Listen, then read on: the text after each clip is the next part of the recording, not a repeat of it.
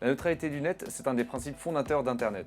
Elle consiste à dire que n'importe quelle donnée circule à la même vitesse, peu importe si elle est une photo, un texte ou une vidéo. Si on prend une image, on pourrait penser à une autoroute dans laquelle différents véhicules roulent à la même vitesse vers leur destination. Par exemple, en France, Bouygues diffusera à la même vitesse un contenu venant de YouTube qu'un contenu Netflix. A l'inverse, un réseau sans neutralité permet aux fournisseurs d'accès Internet de privilégier certaines données par rapport à d'autres. On parle de voie rapide, ce qui leur permet notamment de proposer des offres spéciales avec des tarifs différenciés. Alors qu'est-ce que vient de décider l'administration américaine? Le Federal Communication Committee l'a tout simplement supprimé.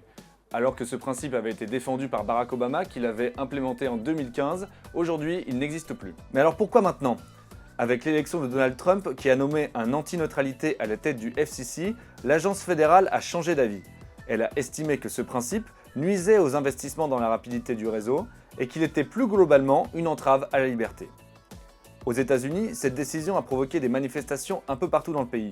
Les manifestants craignent que la décision change totalement Internet comme nous le connaissons aujourd'hui. Mais alors concrètement, qu'est-ce que ça change?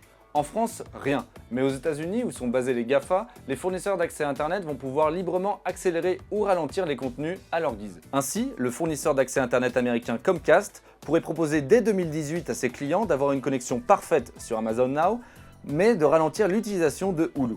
Cette offre pourrait être plus chère qu'une offre classique. Seule contrainte pour les fournisseurs d'accès, être parfaitement transparent sur les services qu'ils bloquent, accélèrent ou ralentissent. Pour ce qui est de l'Europe, le Parlement européen défend la neutralité du net depuis 2014 et il ne compte pas revenir aujourd'hui sur sa décision.